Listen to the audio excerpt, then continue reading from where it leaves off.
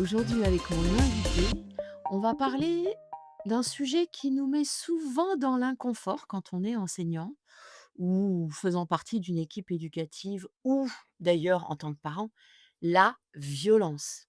Alors que ce soit le bruit constant des chamailleries, l'insulte que l'on entend de loin ou cette intuition désagréable qu'une violence sournoise psychologique est en train de se jouer sous nos yeux. Souvent, on se sent démuni, on a peur de confondre le conflit normal avec le harcèlement et surtout, on ne sait pas quelle est la bonne posture professionnelle à adopter. Pour sortir de cette confusion et mettre des mots précis sur ces mécanismes, j'ai l'immense plaisir de recevoir aujourd'hui Marion. Bonjour Marion. Bonjour. Alors Marion, non seulement tu es enseignante, tu connais donc parfaitement la classe, le terrain, mais tu as aussi une expertise unique en criminologie, avec notamment un cursus vers une thèse que tu n'as pas validée, mais le cursus y est, une thèse sur les violences psychologiques. Autant te dire que tu vas nous apporter un cadre d'analyse scientifique, précis et rigoureux pour décortiquer ce qui se passe dans nos classes. Merci beaucoup pour ça, Marion. Avec grand plaisir. Merci de me recevoir. Alors, en partant de ton expertise en criminologie, comment tu définirais la violence dans un contexte scolaire? Et ouais, finalement, moi, la question derrière ça, c'est où est-ce qu'elle est la frontière entre un simple conflit et une violence physique ou psychologique? Donc, aujourd'hui, ce qu'on peut dire, c'est que la violence, elle est partout, en fait, dans le quotidien de nos élèves, que ce soit, à la maison avec, ce qui peut se passer à la télé, les actualités, les réseaux sociaux, les jeux. Enfin, vraiment, la violence est devenue quelque chose de quotidien. La violence, ça va pas être uniquement des gestes, ça peut être aussi des paroles, des petites actions qu'on peut considérer comme non violentes, en fait, et que les enfants vont considérer comme n'étant pas de la violence, mais au final qui vont quand même faire du mal. La différence entre, le conflit et le harcèlement, ça va être que le conflit, il est ponctuel. C'est un conflit banal qui va être réglé assez rapidement, tout le monde repart apaisé, il va se passer entre 2 ou plusieurs personnes, c'est ponctuel, ça passe facilement. Le harcèlement, il est caractérisé par la répétition, la durée, et il va vraiment être ciblé sur une personne ou un groupe de personnes. L'idée va être vraiment l'exclusion ou l'isolement de la victime et l'agresseur, la personne qui harcèle, va avoir un sentiment de toute puissance aussi. Il y a, au contraire du conflit où les 2 peuvent être à égalité, là, il y a vraiment une notion d'emprise dans le harcèlement. OK.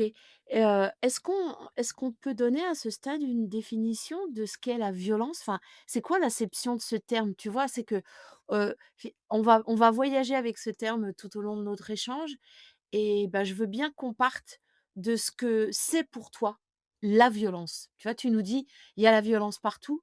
OK, mais peut-être que pour moi, ça n'a pas la même valeur, la même valence. Donc pour toi, la violence, c'est quoi? Et selon ton expertise, bien sûr. La violence, ça va être, des actes, des paroles, des gestes, des faits qui vont agresser quelqu'un. La violence, elle peut ne pas être reconnue comme violente par l'un ou par l'autre, des personnes concernées, mais elle va atteindre la personne dans, son intégrité physique ou psychologique. Mais du coup, c'est vachement intéressant ce que tu dis, c'est que, heu, on entend souvent, hein, «Oh mais c'était pour jouer, c'était de la blague». Ça veut dire que cette question de la violence, elle est pas, alors il y a des violences qu'on peut reconnaître unanimement comme étant de la violence, mais nous à l'école ou en tout cas dans une communauté, c'est notre difficulté d'agir Oui. sur des trucs où on est là: «C'est de la violence, pas de la violence». C'est ça, en fait, du moment où, la personne va se sentir agressée, on va considérer que c'est de la violence, même de la petite violence. Donc en fait, ce qui est compliqué et ma thèse portait sur ce sujet, ça va être vraiment d'apprécier la violence, de savoir la doser pour pouvoir la reconnaître et donc oui, comme tu disais, j'ai fait 3 années sur, ce sujet et j'ai arrêté pour passer le concours, justement pour être dans un endroit où mes études pouvaient être utiles finalement. Et c'est vrai que c'est quelque chose de vraiment très compliqué de pouvoir se dire, «OK, là, est-ce que c'est de la violence?» parce que certains élèves sont plus sensibles que d'autres finalement. Oui, tout à fait. Et cette hypersensibilité peut des fois, enfin, c'est tout l'objet d'une éducation, aux Oui, compétences psychosociales, j'ai envie de dire, mais on y reviendra. C'est qu'il y a des enfants qu'on doit accompagner sur le fait: «Non, mais ça, c'est alors ça, c'est ça. c'était du conflit, c'était vous n'êtes pas d'accord, Voilà, mais c'est pas de la violence». Enfin, c'est ça. c'est très, très complexe. Oui, parce que justement certains élèves viennent nous dire, «Simplement un regard, il m'a mal regardé, ça m'a énervé». OK, j'entends totalement. On va se poser. Est-ce qu'à ton avis, c'était vraiment sur toi qu'il regardait? Est-ce que le regard était vraiment méchant? Est-ce qu'il y avait vraiment quelque chose? Et certains élèves sont aussi beaucoup plus sensibles que d'autres, donc ça va être un travail vraiment des 2 côtés. Expliquer aux enfants qui se sentent victimes et qu'ils le sont en fait, mais savoir s'ils sont victimes uniquement pour eux ou une victime reconnue, en fait, par la Ouais, tout société à en fait. quelque sorte, Mmh, mmh mh. ou alors simplement lui dire: «Écoute, là je comprends que toi ça ait pu te blesser. C'est pas forcément quelque chose de blessant. C'est pas facile à accepter, mais c'est des choses qui peuvent se produire, en fait». Et ça va être vraiment faire toute cette éducation et au contraire, les personnes qui vont faire du mal aux autres, leur dire: «Ben, là OK, c'était pas dans le but de faire du mal». J'ai un élève hier, il a pouffé quand, un autre a répondu à quelque chose. Je lui dis: «Là, tu vois, ça peut s'associer à de la moquerie» et il m'a regardé totalement choqué en me disant: «Mais non, en fait, c'est pas du tout ce que je voulais faire». Il s'est retourné: «Je suis vraiment désolé». Ouais. Donc Mmh. ça va être vraiment ça reste des Mmh. enfants. Donc c'est Ouais, encore ouais. plus compliqué, en fait, que dans la société en général. Ouais, ouais, mais je pense que cette difficulté à se positionner, elle existe même quand on est adulte. Oui, Pareil, il y a des oui. choses qu'on sait pas déconstruire. On a un ressenti, mais on sait pas on a l'impression de passer, pour, le mauvais coucheur, enfin pour, le Mmh. celui qui en voilà et on se dit: «Bon, tant pis», alors qu'on voit bien que une c'est une violence. C'est Hem, ça. Moi j'ai une question, c'est avec, ce que tu sais de la criminologie, est-ce que tu en as déduit des mécanismes sur, cette violence? Comprendre comment cette mécanique personnelle, interpersonnelle, communautaire? Oui, donc en fait, la violence, comme je te disais, ça va être ressenti de manière différente. Donc déjà, le mécanisme va être lié à l'éducation, au ressenti de chacun. Ce qui premier mécanisme déjà hyper compliqué.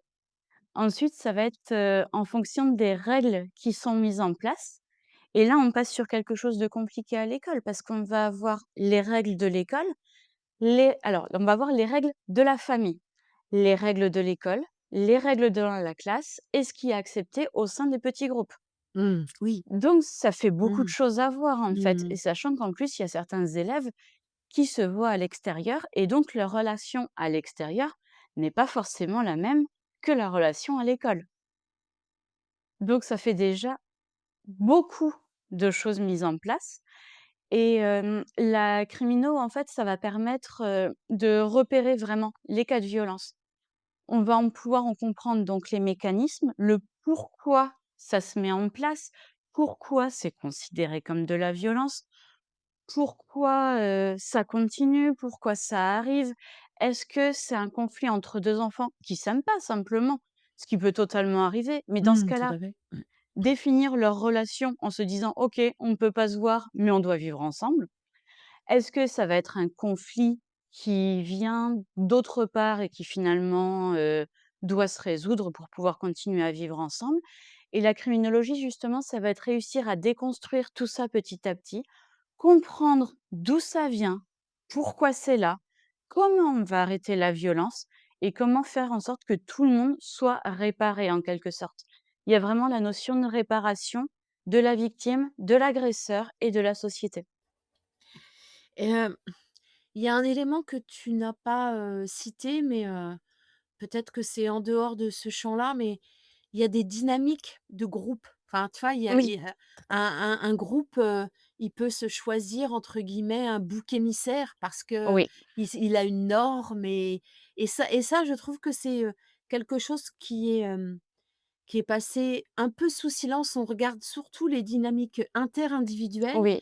et on passe peu sur, la dynamique du groupe, cette société, cette communauté qui finalement, de façon très inconsciente et mécanique et organique, se choisit, un bouc émissaire selon les normes qu'il se donne. C'est ça et là, justement, on va passer du côté harcèlement quand, c'est vraiment ciblé sur quelqu'un et qu'on va avoir un groupe. Mmh. Parce Ah oui. que, les personnes, qui vont faire du mal, en fait, entre eux, ils sont tous d'accord pour le faire. Même s'ils se disent: «C'est pas forcément faire mal». Mais ils vont être tous ensemble d'accord pour se dire: «Bah, lui, ça va être notre bisu». Ouais, Et mmh. entre eux, ils vont se monter et il va y avoir vraiment cette idée de puissance, en fait. De, ils vont s'enrôler entre eux et il va y avoir une toute puissance qui va se mettre en place sur une personne. Et ça, l'effet de groupe, au final, c'est ce qui est le plus dévastateur parce que, la personne qui va être victime va se retrouver tout seul face à tout le monde face aux C'est autres clair. Mmh. et c'est hyper impressionnant, finalement. Mmh. Mmh mh, mmh mh. Hem, du coup, tu as glissé tout doucement sur, des signes qui sont importants peut-être, Oui. pour nous à identifier. Heu, à quoi il faut qu'on soit vigilant, nous, en tant que garants de la sécurité, de nos élèves? Parce que je pense que c'est dans cette posture qu'il faut se placer. On est Oui, garant de la totalement. sécurité physique, affective, émotionnelle, de nos élèves. Donc à quoi qu'est-ce qui peut nous mettre en alerte sur, une violence, soit explicite, mais ça on n'a pas trop de mal, soit, implicite, larvée dans un groupe? À quoi on fait attention? Alors, en tout début d'année, c'est plus compliqué, mais après, on va déjà faire attention au changement de comportement. Un élève qui avait l'habitude de participer, d'un coup, il devient muti et qu'il lève plus la main, on va pouvoir se poser une question. Donc déjà, le changement de comportement, c'est vraiment ce qui va être le plus alerte en fait. On va avoir l'élève qui est totalement isolé, qui est tout le temps dans son coin, qui dans la cour, il est tout seul, il joue pas avec les autres.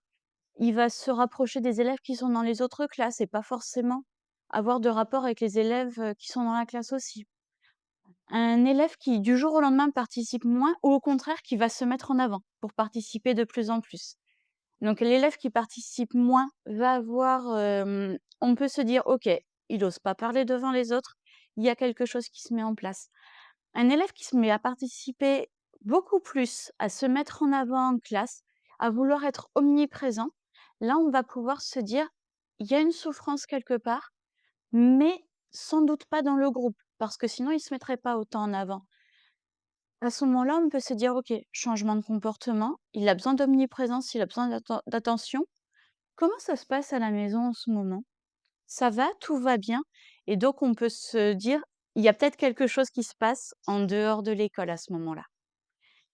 Hem, un élève qui, quand on le prend sur le fait, va tout de suite nous dire: «Non, mais c'est parce que machin, il m'a dit de faire ça». D'accord. Pourquoi machin t'a dit de faire ça? Pourquoi tu le fais? Est-ce que si c'était centré sur quelqu'un d'autre, tu l'aurais fait aussi? Et là, c'est ce que tu disais justement, juste avant, ça va être l'effet de groupe, en fait. Un élève qui se plaint beaucoup, qui a, il y a rien qui va, il est toujours ronchon: «Oui, mais j'ai mal à la tête. Oui, mais j'ai mal au ventre. Je peux aller aux toilettes, j'ai mal au ventre». Mais c'est un élève qui va être fuyant, en fait. Un élève qui va avoir des absences répétées aussi. Là, on peut se dire: «Est-ce qu'il est souvent absent parce que il peut avoir, il peut être malade? Est-ce qu'il y a quelque chose? Ou est-ce que ça va être une peur de venir à l'école et de se retrouver en face de ses camarades?» L'élève qui veut être totalement invisible, on le remarque pas, il est mutique, il est pas là. Donc l'élève qui va être seul en récré, qui va avoir une perte de confiance totale aussi. On lui pose une question: «Oui, mais je suis pas sûr, oui, mais» parce qu'il a pas envie de s'imposer et il a pas envie de donner une possibilité qu'on se moque de lui en quelque sorte. et enfin, on va avoir l'élève, qui fuit la conversation, qui fuit le regard. Alors, tous ces signes, ça veut pas forcément dire qu'il y a violence. Ça veut pas forcément dire qu'il y a violence à l'école ou à la maison. Ça peut être simplement un élève qui est comme ça.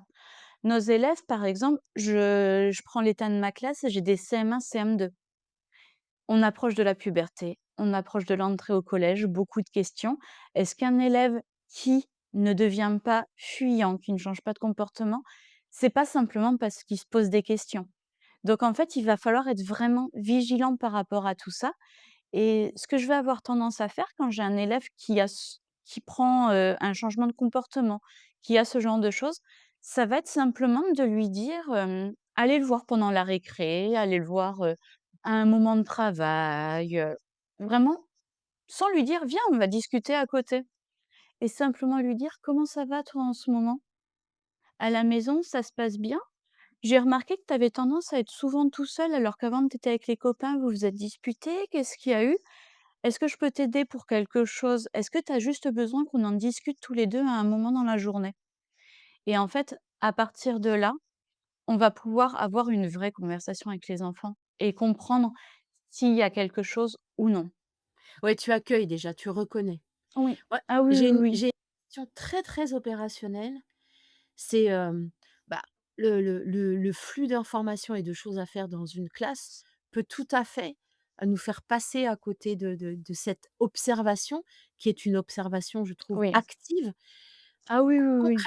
Concrètement, tu fais comment pour te mettre dans cette logique d'observation et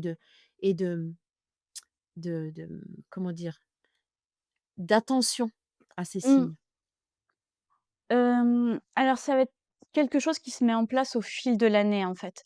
À force de connaître les élèves, à force, d'instaurer un climat de confiance avec eux et par exemple, ça va être au même titre que quand tu es en famille, tu vas pas te dire: «Lui, est-ce qu'il va bien en ce moment?» C'est à force de connaître quelqu'un où tu vas te Ouais. dire: «Là, il est plus comme avant» et avec les enfants, ça va être pareil, en fait. Ça va être vraiment instaurer un climat de confiance et pour que même, au final, ça arrive aussi régulièrement que ce soit les copains qui viennent me solliciter pour me dire: «Alors maîtresse, en ce moment, chez lui, il se passe ça, avec lui, ça se passe plus bien alors qu'avant ça se passait bien» et j'ai même des parents maintenant qui ont bien compris cette logique-là et qui vont m'écrire pour me dire: «Bah, avec lui, ça allait bien, maintenant ça va plus trop. Est-ce qu'on peut essayer de voir ensemble ce qui se passe?» Donc en fait, tout repose sur le climat de confiance qu'on met en place dans la classe. Oui, c'est ça et on y reviendra, un Ouais. peu après, mais oui, on sent dans ce que tu dis, c'est que, tu vois, tu dis: «Maintenant», c'est qu'il y a des habitudes qui se prennent Ah et il y oui, a un climat qui fait que la parole est possible ou en tout cas, bien peut sûr. être accueillie. Hem, Moi, j'aimerais il y a, peut-être avant de passer à la question d'après, si tant est qu'il faille, convaincre les collègues que c'est bien leur mission que d'être attentifs à ça, ça serait quoi ton slogan pour dire: «Non mais en fait, ça fait partie de notre boulot de prendre en compte cette partie-là des individus et de la communauté»? Je fais vraiment les 2 parce que je pense qu'il y a une dynamique, Oui. on est souvent axé sur l'individu, mais il y a quelque chose autour de la communauté qui se joue. On travaille avec des enfants, on est leur référent. On fait partie des adultes avec qui ils grandissent. On est responsable d'eux, c'est notre rôle, en fait. C'est pas OK. une c'est pas une question, ça fait partie de notre rôle. Ouais, c'est pas une question. Je fais le parallèle avec, toutes les polémiques, en tout cas, les réflexions, controverses qu'il peut y avoir autour de l'EVAR. Heu, Quand on sait, pardon, EVAR, éducation à la vie affective et Et relationnelle, relationnel. voilà. Heu, on on se dit que enfin, c'est exactement ce que tu viens de dire, c'est que si nous, à l'école, on joue pas ce rôle, qui peut jouer le rôle de protecteur quand la famille ne le joue plus? Parce que là, il ne C'est faut ça? pas se voiler la face, notamment en termes d'agression, sexuelle, d'inceste. Je crois 80 des enfants connaissent leur agresseur et c'est dans le milieu Oui, familial. Donc il faut bien qu'il y ait un espace en dehors de la famille qui c'est soit ça. reconnu comme étant, susceptible de protéger. Mais oui, totalement. En fait, Mmh. on les enfants, ils vont avoir la plupart du temps quelques référents, pas non plus, énormément. Les personnes en qui ils ont confiance, ça va être normalement la famille, normalement l'école et s'ils peuvent pas se tourner vers un, ils vont se tourner vers l'autre. Et oui, bien sûr. Mmh. Pour revenir un peu à enfin pas un peu, pour revenir à ce que tu sais, de par ton cursus, qu'est-ce qu'on sait de l'exposition chronique à la violence en termes de développement, en termes de carences, sur, le l'attachement qu'on peut avoir, sur le cerveau? C'est quoi les conséquences? C'est une désinhibisation totale de la violence, en fait. OK. C'est, l'insulte, ça va pas être perçu comme une violence. On n'a pas conscience des limites et on n'a pas conscience de ce que sont les violences. Mmh. C'est-à-dire que si je reformule, d'être exposé, à la violence chronique, hein, là on parle, Oui, après sinon c'est des traumas et oui, oui, c'est bien sûr. un autre sujet, mais on parle de cette, violence, latente elle induit dans le cerveau quelque chose de la normalisation de ce C'est type ça, de rapport. exactement. La Mmh. violence, elle est banalisée. Mmh. Mmh. Mmh. Et les liens sur, l'apprentissage? On sait des choses là-dessus? Alors ça va, un cas de violence, enfin une exposition, constante en fait, ça va forcément distraire des apprentissages. Ça va, on va perdre, comment? On va perdre la concentration, l'attention, la patience aussi parce que on n'a pas envie de faire quelque chose, bah, on l'envoie balader, simplement. Il y a ce goût à l'effort qui n'existe pas. Il y a la petite violence qui va toujours dénigrer la petite voix, pardon, dans la tête des enfants qui peut les dénigrer petit à petit ou alors simplement, des réflexes, en fait. Si on est exposé constamment aux insultes, notre réflexe, ça va être d'insulter quelqu'un aussi. On Ouais. va avoir de la Mmh. perte d'intérêt, de la perte de vocabulaire aussi, parce qu'on sait plus mettre des mots sur les choses. On sait mettre des coups, on sait mettre des insultes, mais pas des mots sur les ressentis. Je ressens une émotion que je connais pas, je vais réagir violemment. Et ce que tu dis là est important, c'est que, heu, si, si on se pose encore la question de: «Est-ce que c'est notre rôle ou pas?» et ben, on peut entrer par ces 2 endroits. C'est, déjà si on pense qu'on est dédié que aux apprentissages, et bien, ça a une répercussion sur les apprentissages. Et puis si on a une vision un peu plus globale de notre mission, qui je pense est la bonne, c'est-à-dire, référent, accompagnateur, de petits êtres en devenir, qui vont devenir une société, et bien, il y a des valeurs à inscrire et une manière d'être en collectivité et en communauté, qui prédétermine de la société, de demain. Mais c'est ça, exactement. Donc au final, c'est vraiment dans l'intérêt de tout le monde de, de connaître ces violences et de les reconnaître. Ouais. Avant de passer à ce que tu as effleuré tout à l'heure, c'est que finalement c'est, déjouer enfin oui, déjouer, les mécaniques de la violence dans un groupe, ou entre individus, c'est d'installer un climat qui, qui ne favorise pas l'éclosion de cette violence. J'aimerais bien te poser une question sur, le conflit, je dirais le conflit normal à toute Ouais. relation. Quand on est en relation, on peut être en conflit parce que pas d'accord, parce que des visions, différentes, parce que besoin de s'ajuster. C'est quoi les stratégies de désamorçage, j'ai envie de dire, qui permettent à un enseignant, une enseignante de stopper une situation conflictuelle sans l'aggraver? Alors, dans mon école, on fait les messages clairs. Donc, le message clair, les enfants sont formés au message clair, on le rappelle à chaque fois en début d'année. Et on a aussi des élèves qui sont formés pour être médiateurs. Donc le message clair, les 2 enfants vont se retrouver. Déjà, on p l'élève qui se sent, qui a besoin, en fait, va venir mettre la main sur le bras de l'autre en lui disant: «Je veux te faire un message clair». Donc les 2 enfants vont aller s'isoler dans un coin. En fait, on a des coins exprès pour ces messages clairs. Comme ça, on sait que les élèves sont en train de faire un message clair, on les dérange pas. Les autres vont pas aller les embêter pendant ce temps-là. Donc le message clair, on part des faits. Quand il s'est passé ça, quand tu as fait ça, j'ai ressenti ça. On part sur l'affect ensuite. J'ai ressenti ça, ça m'a fait du mal. Je souhaiterais je souhaiterais que tu t'excuses. Je souhaiterais qu'on en discute. Je souhaiterais que, on en parle à un enseignant pour pouvoir se poser. Et ensuite, il va y avoir les excuses qui vont se faire.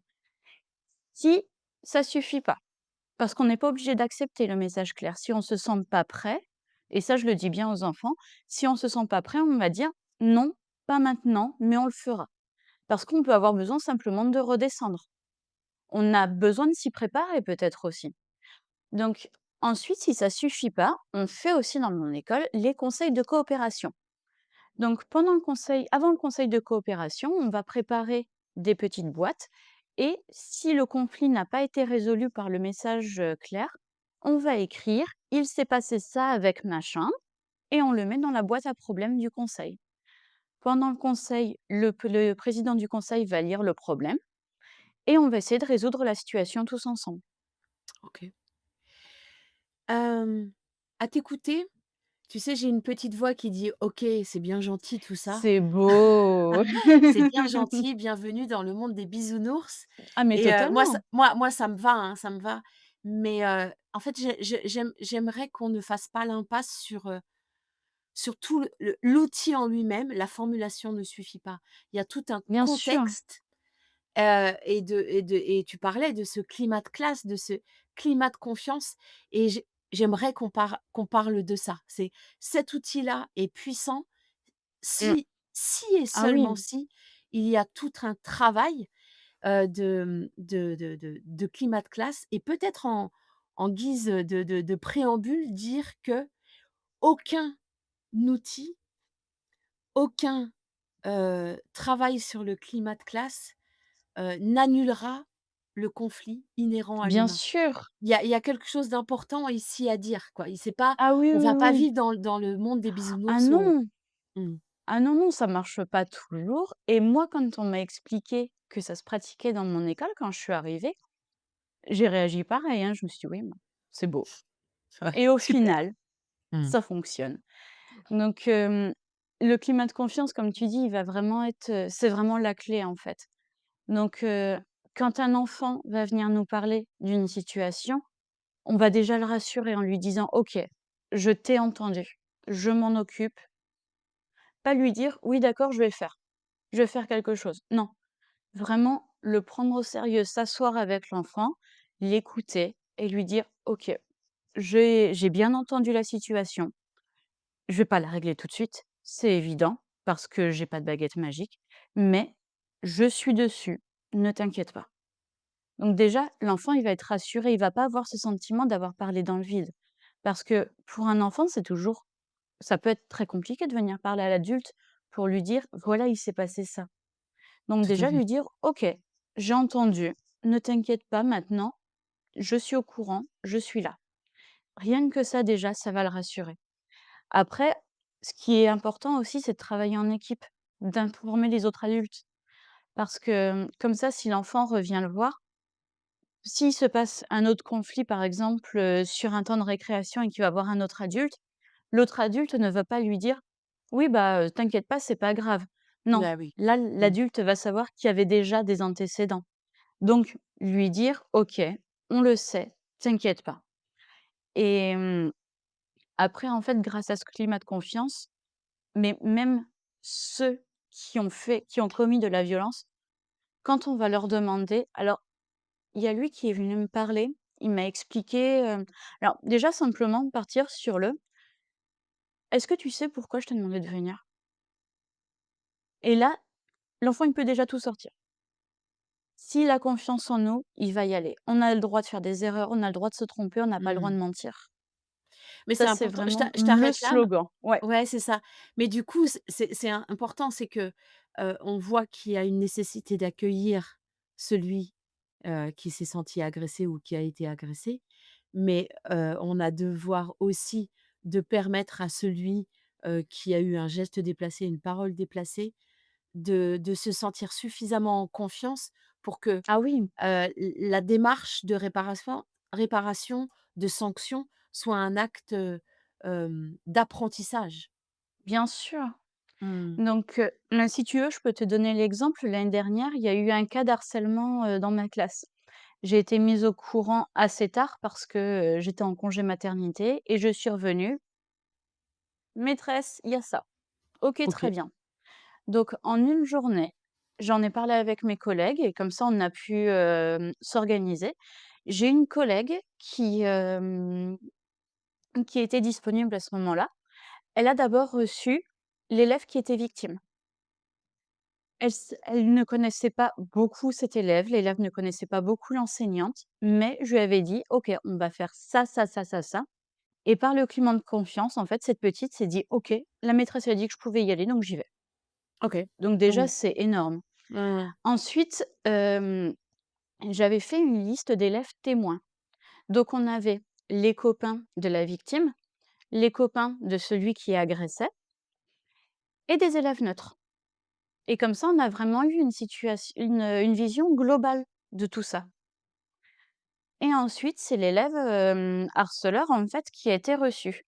Et puis, bah, il avait bien compris ce qui se passait et quand mes élèves sortaient de classe pour aller faire, ces petits entretiens, en quelque sorte, avec ma collègue, on me disait pas, on me disait: «Non, mais il y a un truc à régler, donc vous nous suivez et vous bataillez pas, en fait». Et grâce à nouveau à ce climat de confiance, ils étaient là: «Bon, bah, OK, on y OK. va». Oui. Oui, c'est ça fait partie de la vie que de régler, C'est ça. des mmh. Oui, oui, c'est ils se disent: «OK, on ne doit pas s'inquiéter, il se passe quelque chose, mais visiblement, c'est sous contrôle. Donc on continue notre vie, on saura quand on saura». Et donc à partir de là, on a réussi à tout dénouer finalement parce que, ben, devant, l'élève qui harcelait avait bien compris ce qui se passait. Donc quand ça a été à son tour, il a dit: «Oui, je sais, j'ai compris, c'est bon». Et donc il a pu à nouveau expliquer ce qui s'était passé de son côté. Et ensuite, bah, on a reçu, les parents de l'élève harceleur, les parents de l'élève victime et on a fait en suivant une séance d'EMC en classe sur le harcèlement.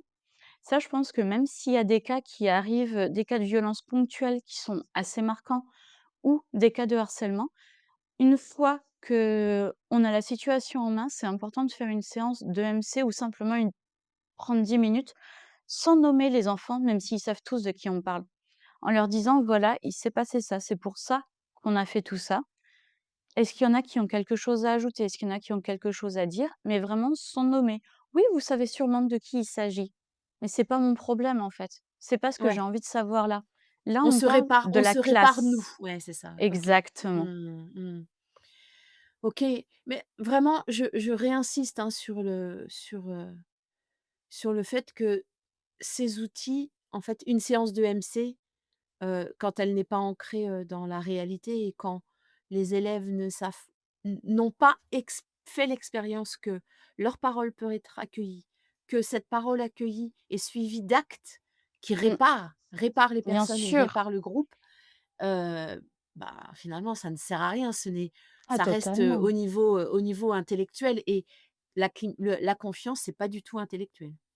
Ah non, non, non, Mmh. la confiance, c'est vraiment quelque chose, c'est du réel. Ça se Mmh. travaille et ça se travaille au quotidien, en fait. Mmh. Hem On s'était prévu de faire un petit focus sur le harcèlement, mais j'ai l'impression qu'avec ton exemple, on a compris cette mécanique et notamment, cette mécanique, est-ce que tu as quelque chose à ajouter sur la mécanique particulière, du harcèlement et de ce que tu en connais? Non, c'est vraiment, en fait, les 3 caractéristiques: la répétitivité, la violence, l'acte violent, et la durée. du coup la répétitivité, la durée et la cible. Un enfant qui n'est pas bien, qui va, embêter tout le monde, c'est un enfant c'est sur cet enfant qu'il faut se focaliser. C'est pas du harcèlement, ça peut être simplement un enfant qui sait réagir uniquement par la violence, on va se concentrer sur lui. Le harcèlement, il y a vraiment une idée de cible, en fait. Ouais, ouais, tout à fait. Et de ce que je sais, sur, c'est la justice restaurative, moi, qui m'a beaucoup, éclairée là-dessus, Ça sur, fait ces partie, de mes spécialités aussi au niveau ah, pénal. OK, trop bien, ouais, c'est ça. Et comment dire? De réparer le communautaire et et cette notion de bouc émissaire et de rapport à la norme. Il y a quelque chose à déconstruire dans un groupe et dans une communauté, ou en tout cas à comprendre. Bien sûr, c'est pour ça que, je disais justement au niveau de la réparation, on répare la victime, on répare le harceleur parce que, il va apprendre en fait et on répare aussi la société en disant: «OK, il s'est passé un truc dans notre groupe, on va mettre un pansement dessus, on va le surmonter ensemble en fait». Mmh. OK, trop bien. Merci pour cette, tu vois, ce triptyque qui est vraiment important. Ça nous Ah oui, oui, permet de oui. passer tout doucement, le cadre le cadre légal et institutionnel de l'enseignant, et notamment sur, les obligations qu'on a de signalement, des violences, du harcèlement. Quand on est témoin de quelque chose qui n'est pas circonscrit à la classe, ou en tout cas qui peut avoir des répercussions, légales et au niveau de la société extérieure à notre école, c'est quoi notre obligation? Alors déjà, dans le code de l'éducation, il y a un article qui dit que on aucun élève n'a ou aucun étudiant n'a le droit de subir des faits de harcèlement, de propos, de comportements au sein de l'établissement ou aux marges de cette vie, en fait, qui va porter à la dignité, altérer à sa santé physique, mentale, dégrader ses conditions d'apprentissage. Donc là, c'est ce qu'on disait tout à l'heure justement sur les répercussions. Ça prend vraiment ces 3 choses aussi. Hem, Notre obligation, en fait, ça va être vraiment de prendre au sérieux ces violences, qu'elles soient physiques, psychologiques ou même les violences au niveau du cyberharcèlement. Et ça fait partie de nos devoirs, en fait. Il y a pas de, «Oui, mais ça va, c'est pas grand-chose». Non, non, ça fait partie de nos devoirs, en fait, de détecter et de s'occuper, en fait, de ces violences, même si certaines nous dépassent et justement, je veux en venir là et on c'est plus à nous, en fait. C'est trop pour que ce soit simplement nous et donc on va avoir, 2 façons de faire. Ça va être le signalement et l'information préoccupante. C'est des Donc ça va être surtout pour, quand on repère une violence intrafamiliale, en fait et c'est pas quelque chose qui est facile à faire, le signalement ou même l'information préoccupante parce que on passe dans l'intimité de la famille et on se dit: «Là, est-ce qu'il y a vraiment nécessité ou non?» Je me rappelle pour ma première information préoccupante, j'étais terrorisée à l'idée de la faire et au final, c'est dur. Mais quand on se dit: «Là, j'ai un doute», il y a pas de doute. Il faut passer le cap, il faut comprendre. Donc la première chose qu'on va pouvoir faire, ça va être l'information préoccupante et c'est pas de la délation, c'est pas une mise à l'épreuve, c'est simplement l'information préoccupante.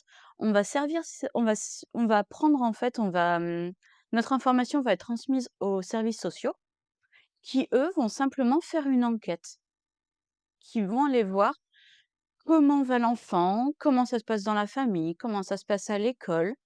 Et ça peut être simplement parce que les parents ont besoin d'aide, en fait. Dans le cadre d'une information préoccupante, c'est juste: «Bon, ben, est-ce que je peux apporter quelque chose et qu'est-ce qu'il va pouvoir mettre en place?» Le signalement, ça va être le niveau au-dessus, en quelque sorte, parce que là, on va pas saisir les services sociaux, on va saisir la justice.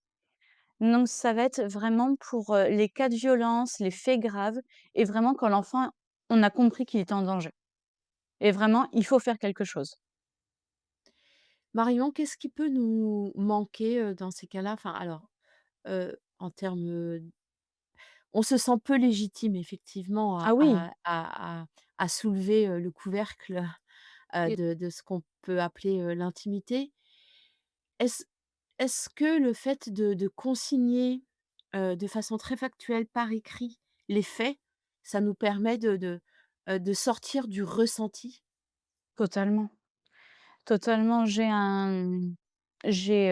2 ou 3 carnets et j'en ai un justement dans lequel OK. je vais tout noter et ce carnet-là, il reste vraiment dans mon sac, porte fermée à clé.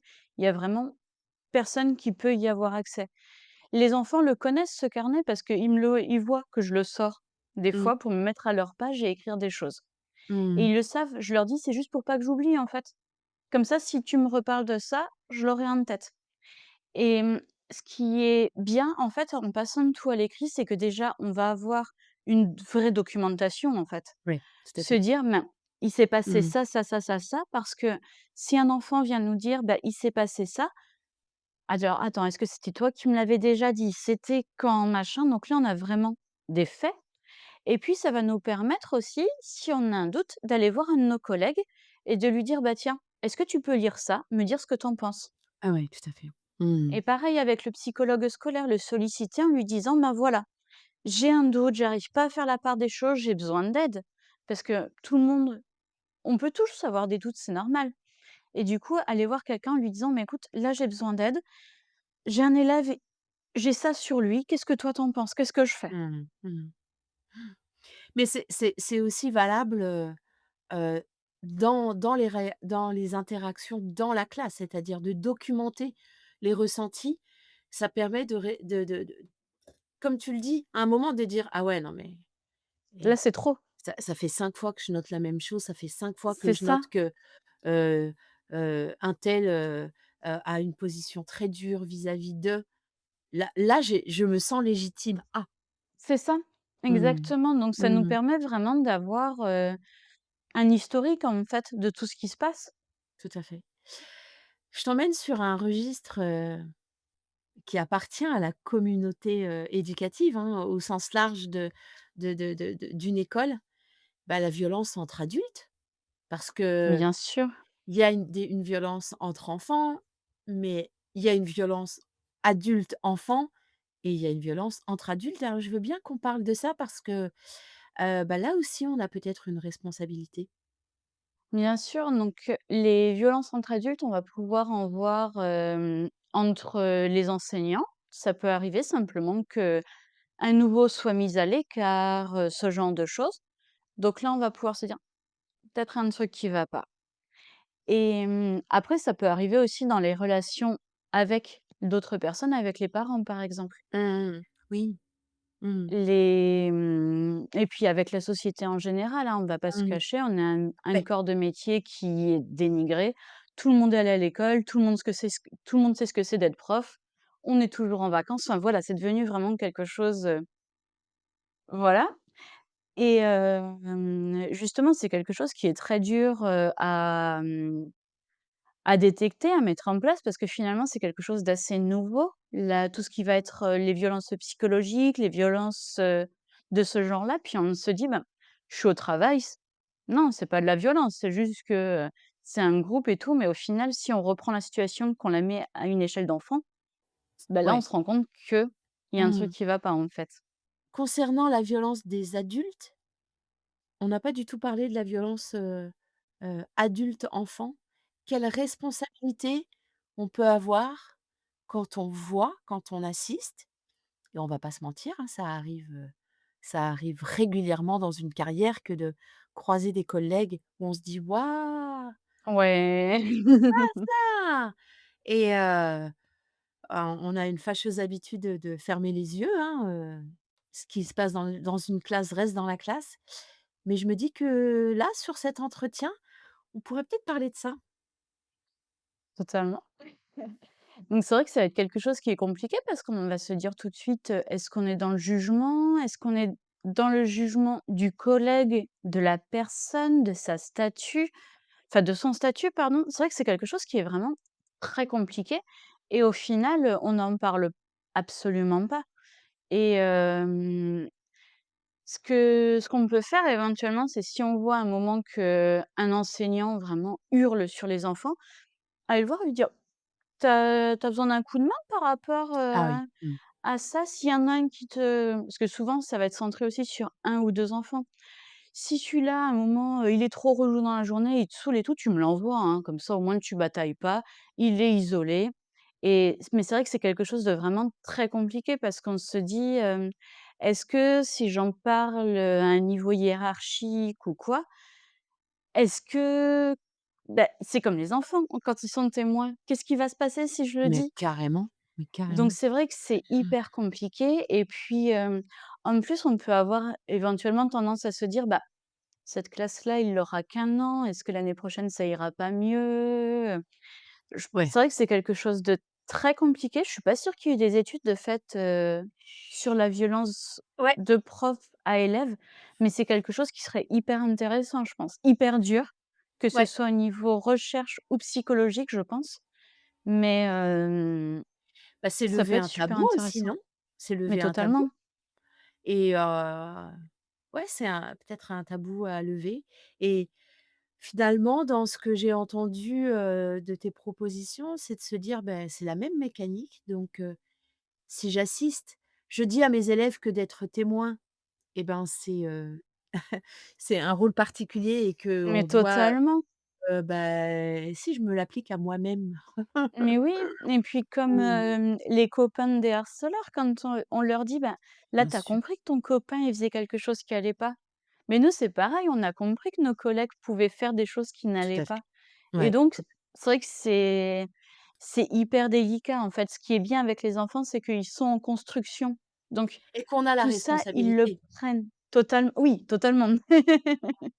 On a une position haute, enfin, oui, on a une position haute quand même, donc on se l'accorde cette, C'est cette ça. intrusion, tu vois? Totalement. Alors que c'est vrai que c'est compliqué de nous se dire: «Bon, Ah waouh! c'est vrai qu'on me l'a pas forcément appris cette posture, je l'apprends à mes élèves, donc il faut que j'arrive moi à déconstruire tout ce qu'on m'a appris pour réussir à faire ça maintenant». Tout à fait. Mais là, du coup, je me dis qu'il y en on a vraiment quelque chose à apprendre, en Totalement. termes de communauté, mais là, au sens large, Mmh. hein. Oui, C'est oui, oui, de quelle responsabilité et finalement, quels garde-fous on se donne les uns les autres parce que, c'est ça. on a tous des moments dans la vie où c'est difficile, où on a moins de patience. Là, je fais abstraction vraiment des actes très forts, Bien enfin, sûr. je parle de cette violence ordinaire et Oui, de savoir que la communauté peut avoir un rôle protecteur. Comme tu le dis, une main, posée, sur le bras en disant: «Mmh, là, ça a l'air difficile, je prends le relais, quoi» mais c'est ça, et savoir waouh, qu'on c'est peut énorme. compter les uns sur les Mmh. autres, en fait, Mmh. vraiment, en fait, garder cette idée d'équipe. Bah, oui, bien sûr. Moi, tu vois, ce que je dis à mes élèves souvent en début d'année et je le dis aussi aux parents pendant la réunion, c'est que c'est comme si on était un club de sport. L'école, on est un club et chaque prof a son équipe. Et les parents sont les partenaires de ce club, en fait. Mmh. Ouais, Et du tout à coup, fait, c'est hyper parlant, en fait, parce qu'au final, on est tous dans le même bain. très clairement. Encore faut-il, adopter cette posture d'emblée et cette vision de la société que c'est en groupe, en fait, qu'on se régule les uns les autres et qu'on a besoin de réguler la dynamique communautaire hem, pour s'en sortir individuellement et ensemble. Mais totalement. Et ça, c'est pas acté, chez Pas tout le encore, monde non. et non. OK, Et c'est mais vrai très bien, que, ça ouvre des ouais, pistes. c'est compliqué, ouais, Mmh. totalement. Ah, j'ai 2 dernières questions pour toi, Ouais, Marion.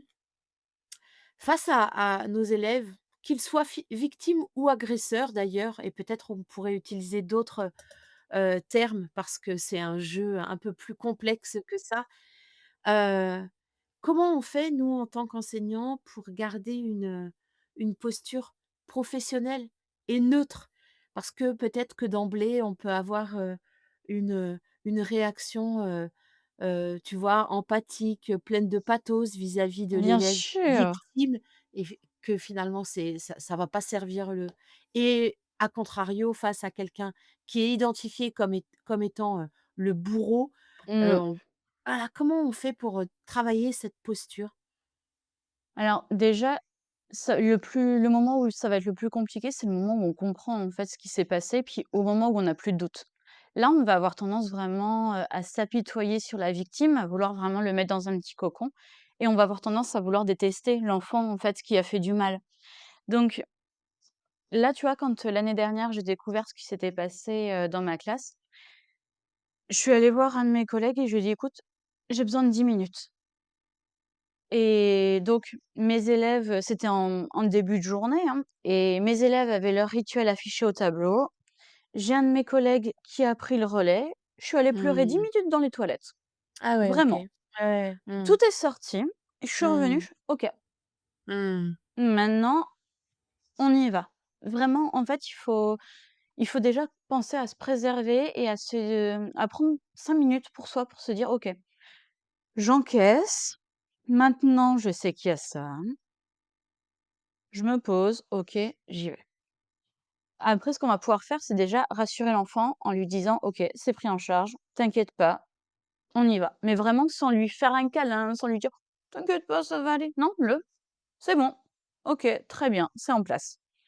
Et après ce qui va être compliqué, comme tu dis, c'est d'être neutre, en fait, parce qu'on n'a pas envie que nos enfants, que nos élèves, qu'on connaît, disent: «Mais lui, il a fait ça». Mmh. Et Oui. donc ça va être assez compliqué. Et dans la même idée, en fait, l'enfant qui a été victime est victime, oui, mais c'est pas pour autant qu'on va tout lui passer. Et oui, Lui c'est dire: ça, ouais. «OK, Tout à il fait. s'est passé ça, Mmh. mais je peux savoir pourquoi tu te lèves toutes les 3 secondes et tout?» Enfin, Mmh. non, Oui, mais oui, moi c'est ça. ouais, c'est ça, Oui, ouais, tout à fait. OK, Ouais. il s'est passé ça, mais par contre, tu Mmh. restes élève de la classe. C'est pas devenu un statut supérieur. Et tout en reconnaissant totalement ce qui s'est passé. Et c'est pareil pour l'enfant, qui a fait du mal. S'il lève la main pour répondre à une question, on n'a peut-être pas envie de lui parler, on n'a pas envie de le voir. Mais s'il a besoin d'aide, ça reste notre élève. Ouais. Mmh. Et du coup, c'est vrai que c'est hyper compliqué comme posture. Donc je pense vraiment qu'en fait, ça va être faire le point avec soi-même. Se poser, se dire: «OK, il s'est passé ça. Maintenant, on est au courant, on va aller de l'avant. L'idée, c'est que tout le monde aille bien et vraiment se faire un plan d'action en me disant: «Je vais faire ça, ça, ça, ça» et réussir à avancer, quoi. Ce que je ressens derrière tout ça, Marion, c'est, une, une vision humaine très profonde et qui s'appuie sur, la conviction de l'éducabilité de chacun. C'est Mais totalement. mmh, mmh, Comme tu disais tout à l'heure, on parlait de justice restaurative. En fait, c'est exactement ça et puis là, d'autant plus. Je dis pas que c'est excuse, mais c'est des enfants. Ils ont besoin d'apprendre aussi et ils ont le droit de faire des erreurs. Oui, certaines erreurs sont horribles, on est bien d'accord. Certaines erreurs peuvent vraiment laisser des vraies oui, blessures. mmh, Mais l'idée, c'est pas de catégoriser les enfants, de dire: «Bah, ouais, lui, quand il était en CE1, il a harcelé ah, machin». ouais, OK, oui, c oui, il a harcelé machin. On est d'accord, on n'efface pas. C'est acté, ça a été fait. Mais aujourd'hui, il avance, il peut comprendre, il peut apprendre. j'ai une dernière question qui me Oui. tient à cœur sur, finalement, je vais utiliser un terme qui est pas très joli, mais un peu provocateur, à dessein, sur le ventre mou de notre communauté, qui sont les témoins, en fait, et on en a parlé en filigrane un peu partout durant notre entretien. Tous ceux et on peut en faire partie à plein de moments dans nos vies et dans nos Bien écoles, sûr. de témoins où on voit ce qui se passe. Donc comment on fait pour accompagner et former finalement ce gros de la communauté pour que, dans un monde idéal et en parlons d'un monde bisounours, on se sente chacun responsable de cette communauté. Les témoins, je pense que c'est le rôle le plus compliqué, en fait. Mais c'est aussi vraiment un rôle clé et c'est important de les éduquer parce qu'ils vont voir que quelque chose se passe, mais ils vont pas forcément en parler ou du moins pas en parler à un référent parce qu'ils vont être copains avec l'un ou avec l'autre. Ils vont s'en rendre compte trop tard de ce qui s'est passé et se dire: «Bah, là, c'est trop tard, si j'en parle maintenant, ça servira plus à rien». Et ils vont pouvoir minimiser aussi: «Oui, mais il a fait ça pour rigoler». Tout ce genre de choses, en fait. Donc et puis il peut y avoir aussi une forme de honte à se dire: «OK, j'ai vu ça», et puis on a tous entendu quand on a dit quelque chose à un référent: «Ouais, bah, tu qu'un rapporteur». Donc il y a ça aussi clairement à déconstruire, en fait. Et en fait, la seule manière, qui est la plus simple aussi, c'est de leur expliquer, les éduquer. Et en début d'année, donc pareil, je fais une séance en EMC et on va faire du théâtre.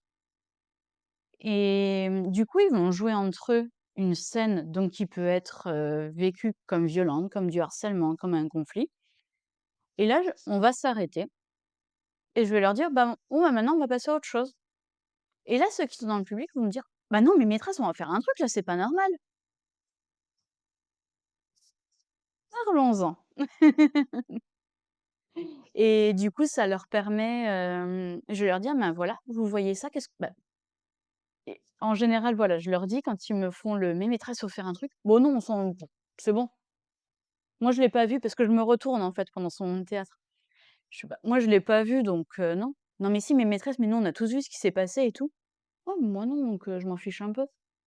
«Mais non, mais» et du coup, là, ils vont se rendre compte et après, forcément, on va en parler ensemble. Du: «OK, bien sûr, c'était fait exprès». On joue souvent, on fait beaucoup de théâtre, ce genre de choses. Et du coup, en fait, ils vont pouvoir comprendre et se dire on va pouvoir souvent, on va faire une affiche en disant: «J'ai vu ça, comment qu'est-ce que je peux faire? Comment je peux agir?» OK. Mmh. Je fais un petit teaser à ce stade, je suis en train de préparer un entretien sur la justice, restaurative. Oh! Et il y a un dispositif, que mes invités, présenteront qui s'appelle Sentinelle, référent Sentinelle et qui me fait beaucoup penser à ça. Donc voilà, je fais un petit teaser, il y aura d'autres réponses et une suite finalement à notre entretien Marion, que j'ai trouvé passionnant, qui est très engageant, mais qui, donne à voir une vision, de l'humain et de la société, qu'on peut tenter à ce stade et dans ce moment un peu chaotique, de reconstruire. Ouais, justement, ça peut faire du bien, un peu d'humanité dans tout ça. OK, super. Bah, merci beaucoup en tout cas Marion. Avec grand plaisir, merci à toi.